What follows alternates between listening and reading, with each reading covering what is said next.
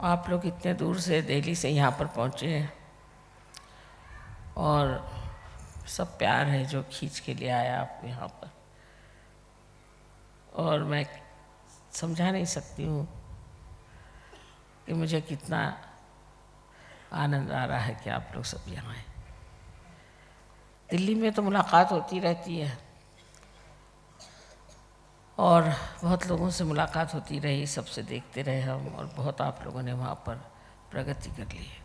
बड़े आश्चर्य की बात है कि दिल्ली जैसा शहर, जिसको कि मैं हमेशा बिल्ली कहती थी, कभी दिल्ली में कहती नहीं थी, क्योंकि वहाँ के लोग, जिस वक्त मैं वहाँ रही, जब मेरी वहाँ शादी हुई या देखा, तो सिवाय पॉलिटिक्स के और कोई बात ही नहीं करते थे। लेकिन शुरू के ज़माने में वहाँ बहुत बड़े बड़े लोग हो गए, और जब वो पॉलिटिक्स की बात भी करते थे तो यही कि हमारे देश की हालत कैसे ठीक होगी, क्योंकि मेरे पिताजी कॉन्स्टिट्यूंट असेंबली के मेंबर थे, तो कैसा कॉन्स्टिट्यूशन बनना चाहिए, क्या, मतलब बहुत गहरी बातें करते थे। था तो पॉलिटिक्स ही, लेकिन उस पॉलिटिक्स में और आजकल के पॉलिटिक्स में बहुत ही ज़्यादा फ़र्क है। और फिर उसके बाद ये पता नहीं कहाँ से सब लोग वहाँ पे पहुँच गए, खटमल जैसे कि सारे देश का खून चूसने वाले वहाँ पहुँच गए, और उन्होंने जिस तरह से वहाँ पर राजकारण बनाना शुरू किया, अनीति शुरू कर दी, तो मैं खुद ही सोचती थी कि दिल्ली में कभी सहयोग हो सकेगा? असंभव। मैं सोचती थी असंभव, क्योंकि लोगों को तो यहाँ यही कुर्सी की पड़ी हुई है। उसके बाद जब शास्त्री जी आए तो ज़रूर मुझे थोड़ी सी आशा लगी, और वो भी थोड़े दिन रहे, और उसके बाद जो वहाँ अंधकार शुरू हो गया और जिस तरह की गड़बड़ियाँ शुरू, उसका तो अंदाज़ ही हम नहीं कर सकते। मैं खुद सोचती थी कि इस दिल्ली में सहयोग का आना बहुत मुश्किल है, लेकिन जब पहली मरतबा मैं दिल्ली गई तो उन्होंने पूजा में मेरे लिए छोटे छोटे प्लास्टिक के डब्बे लाए। वो अपने किचन में थे, उसमें कहीं कुमकुम रखा था, देखा क्या उसमें पहले हल्दी रखी थी, फिर उसको गिरा के उसमें कुमकुम रख के, तो मैं तो एकदम सकुचा गई, एकदम मेरा बॉडी इतना छोटा सा हो गया, घबराहट के मारे कि बाबा ये लोग क्या कर रहे हैं, इनको ये भी अंदाज़ नहीं कि ये क्या कर रहे हैं और अब होगा क्या। सो मैं बस सबको बंधन दे रही थी कि इन पर कोई बुरा असर ना है। फिर लंगड़ाते लंगड़ाते वहाँ पर सहयोग शुरू हुआ किसी तरह से, आपस में मारामारी भी हो गई, झगड़ा झगड़ी हो गई, पैसा खाना हो गया, सब चीज़ें करने के बाद आज सहयोग वहाँ बहुत स्वच्छ रूप से सामने नज़र आ रहा है, जिसकी आप जानते नहीं कितनी बड़ी महिमा है। क्योंकि इस महाराष्ट्र में संत साधुओं ने बहुत काम किया है, सबको मुखोद्गत है कि सहयोग क्या है, सब लोग जानते हैं। यहाँ ही पे नाथपंथियों ने कार्य किया, यहाँ सहयोग तो बहुत ज़ोरों में होना चाहिए था, लेकिन जिन लोगों ने महालक्ष्मी कौन ये भी नहीं जाना, किसी को दिल्ली में महालक्ष्मी मालूम नहीं था कौन है महालक्ष्मी, वो तो दत्तात्रेय माने कौन उनको पता नहीं था। मेरे पास एक दत्तात्रेय का वो था स्टैचू, तो उसको देख कर के लोग ये कौन है जिनके 3 मुँह, ये कौन, मैंने कहा हाथ धो गई। उनको ये भी नहीं मालूम था कि गुरु कौन होते हैं, या दत्तात्रेय कौन है, नानक साहब कौन है। मैं तो कहती हद हो गई, एक का दूसरे को पता नहीं, दूसरे का इनको पता नहीं। बस वहाँ पे यही था कि किसी घर जाओ तो पूछते थे आप कांच के गिलास में पानी पियेंगे कि चांदी के गिलास में। मैं कहती थी भाई ये भी कोई तरीका है। या पूछेंगे आप कच्चा खाना खाएंगे कि पक्का खाना खाएंगे। कहती थी कच्चा पक्का में तो पक्का ही खाएंगे भाई, कच्चा क्या खाया जाता है। तो फिर कह नहीं, अच्छा फिर पक्का ही खाते हैं आप। अच्छा फिर चांदी के गिलास में पानी पियेंगे कि कांच के गिलास में, तो समझ नहीं आता। सब कुछ धर्म वर्म यहीं तक सीमित था, कच्चा पक्का क्या है, ऐसा वैसा क्या है। और फिर करवा चौथ करो, और नहीं तो वो गणेश जी का वो सकट महाराज उनका नाम रखा था, सकट, और उनकी कहानियाँ इतनी अजीब अजीब सी कहानियाँ और सकट महाराज की कि मेरे समझ में नहीं आया कि इनको किसने सकट महाराज की ऐसी ऐसी कहानियाँ बता के रखी है। और ये सकट महाराज की कहानी सुनने आइएगा ज़रूर, हमारे यहाँ सकट महाराज की कथा है। अब वहाँ जाइए तो साहब बड़ी अजीब सी हालत, को समझ नहीं आया कि क्या कहाँ गए, कैसे सुने, क्या बात है। ऐसी हालत में आप उनसे सहयोग की बात कहाँ कर सकते। उनको तो महालक्ष्मी क्या है ये नहीं मालूम, उनको महासरस्वती नहीं मालूम, उनको महाकाली नहीं मालूम। हाँ, वो कोई काली तो है, पर महाकाली कौन है? कुछ किसी को कोई चीज़ का पता नहीं, ना मुसलमान धर्म मालूम, ना हिंदू धर्म मालूम, ना ईसाई धर्म मालूम, कोई चीज़ मालूम आती नहीं। सिर्फ पॉलिटिक्स के, और वहाँ कोई कुछ नहीं जानता। कौन मिनिस्टर आज बैठा है, किसके सर पे टोपी है, किसकी टोपी उतार ली, कौन आया राम गया राम, बस इसमें सब एक्सपर्ट्स, औरतें तक। और औरतों में ये बात, और तुम कहाँ रहती हो? मैं यहाँ रहती हूँ। अरे तुम्हारे हस्बैंड क्या क्लर्क है? नहीं भाई, क्लर्क तो नहीं। क्या है? मैंने कहा सरकारी नौकर। हाँ होंगे, क्लर्क ही होंगे। यहाँ कैसे रहती हो तुम? कभी आए हैं हम मुंबई से, तो रह रहे। उनको सब याद कि आपका प्रमोशन कब हुआ, आप कौन, उसका क्या वो है लिस्ट होती, वो लिस्ट, वो सब औरतों को याद। मैंने कहा ये सब धंधे औरतों को करने की ज़रूरत क्या? फिर दूसरा बिजनेस क्लास, उनका और ही धंधा। उस वक्त में कोरिया में वॉर शुरू हुआ था, तो कुछ अच्छा ये कोरिया कहाँ है, लड़ाई वड़ाई हो रही, वहाँ दाल चावल भेज सकते हैं कुछ? मैं कहाँ भेज सकते हैं दाल चावल? तो फिर ठीक है, बिजनेस हो जाएगा वहाँ। मैंने कहा कि कोई आपको पता भी नहीं कि कोरिया कहाँ है, दाल चावल भेजने के लिए तैयार। यानी मेरी समझ में नहीं आता था कि ये इन लोगों के कभी खोपड़ी में आएगी कि नहीं बात, कि इससे भी आगे कोई चीज़ है। फिर उससे आगे और आप चले तो वहाँ के सरकारी नौकर हम, बस उनसे तो, वो तो ज़मीन पे रहते नहीं, वो तो अधांतरी घूमते रहते थे। और मैं चुपचाप ही बैठी रहती थी। मैं कहती थी इन लोगों से क्या बात करें, मुझको कुछ वो बातें आती नहीं थी। और आदमी लोगों की बातें अपनी चलती थी, औरतों की अलग, कि भाई तुमने वो ब्यूटी पार्लर में गए थे क्या आप, फलाना ठिकाना ये वो। तो मैं कहती थी मैं तो इतनी अनभिज्ञ हूँ, इन मेरे अज्ञान को मैं इनके सामने क्या रखूँ, मैं क्या बात करूँ।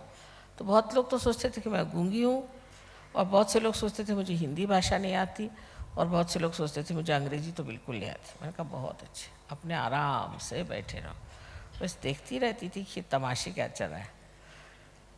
और इस कदर काना फूसी, और इस कदर आपस में रस्सी खींच, ये गया आगे तो उसको गिराओ कैसे, वो गया आगे तो उसको गिराएगा। ऐसे दिल्ली शहर में बहुत साल बीत गए, वहाँ रहे हम, लेकिन किसी से दोस्ती नहीं कर पाए। मतलब ये कि किसी से सहयोग की बात नहीं कर पाए, किसी से कह भी नहीं पाए कि ऐसी कोई चीज़ संसार में है, ऐसे परम चैतन्य कोई चीज़ है। अच्छा, वहाँ अगर कोई हो भी, उसको बड़ा पांडित्य आता है। एक बड़े भारी साहब हैं, उनका नाम बहुत बड़ा, अब तो है नहीं वो, कि लोग मानते हैं उनके बड़े भारी फिलोसफर। तो उनसे मिलने गए, वहाँ लाल बहादुर जी भी थे उनके साथ। तो उन्होंने जो सुनाना शुरू कर दिया तो लाल बहादुर जी भी बिल्कुल, वो भी शर्मिंदा हो गए। कहले भाई चलो चलो घर चलो चलो। कहले ऐसा बदतमीज़ आदमी है कि चंडू खाने की सुनाता है और फिलोसोफर है। मैंने कहा देखिए ये हालत है कि ये इन लोगों का लेवल है, ये इन लोगों का तरीके हैं, कहाँ रह रहे, कौन सी दुनिया में रह रहे हैं, कैसे क्या सहयोग की बात यहाँ पर हो। लेकिन मैंने कहा चलो शुरू कर दें। लेकिन आज मैं तो आप ही लोगों की कृपा कहती हूँ कि आपने इसको स्वीकार किया, क्योंकि जिस महाराष्ट्र में इतनी मेहनत हुई, जिस महाराष्ट्र को इसके सब मालूमात थे, उससे ज़्यादा आप लोगों ने इसे स्वीकारा, और इसी तरह से सब जगह फैलते जा रहा है। और जो आते हैं सो जम जाते हैं। हमारे मराठी में एक शब्द है अर्धवट, अब वो उसका हिंदी में कोई भाषांतर नहीं हो सकता। ऐसे लोग वहाँ नहीं कमाल के लोग हैं। मैं तो आश्चर्य में हूँ कि इतनी भक्ति, इतना प्यार, इतनी गहनता इस दिल्ली शहर में मेरे ख्याल से पांडवों के ज़माने से चली आ रही थी, वो फिर से फलित हुई है। कोई विश्वास ही नहीं कर सकता। जिन्होंने वो दिल्ली देखी है वो इस दिल्ली को विश्वास में आ ही नहीं सकता कि इस तरह की बात हो सकती। तो आप लोगों ने इस महालक्ष्मी को बगैर जाने ही महालक्ष्मी के पथ को अपना लिया और इसमें पूरी तरह से आप उतर आए। इस महालक्ष्मी के बारे में आप कुछ भी नहीं जानते थे कि ये कौन सा तत्व है या इसे क्या कहते हैं। वो लोग तो सुषुम्ना नाड़ी के बारे में भी नहीं जानते थे। एक हिंदी की बड़ी भारी प्रोफेसर, उनको क्या डी लिट मिला हुआ, वो कह रही थी ये सुषुम्ना वगैरह कुछ होता है क्या। मैंने कहा क्यों। कहने इस पर लिखा है कवियों ने कि सुषुम्ना नाड़ी होती है और कबीरदास ने लिखा है, लेकिन यह कुछ तो भी इमेजिनेशन होगा। मैंने कहा आपने क्यों सोचा इमेजिनेशन। कहले ये सब कहाँ से नाड़ी वाड़ी की बात बेकार में कविता में लाने की क्या ज़रूरत है, कविता में तो ये सब लाना नहीं चाहिए और इसमें कुछ सत्य ही नहीं। मैंने कहा भाई देखो, जो चीज़ आप जानते हैं उसके बारे में आप इस तरह की बात नहीं करनी चाहिए। आप जानने का प्रयत्न, जानने से भी क्या फ़ायदा है, सब बेकार चीज़ें हैं, इस पर रखा क्या। मुझे बहुत इस पर परेशानी, इस तरह से इनको समझाया जाए कि भाई यही चीज़ हमारे हित के लिए है, यही महान चीज़ है और इसे आपको प्राप्त करना होगा।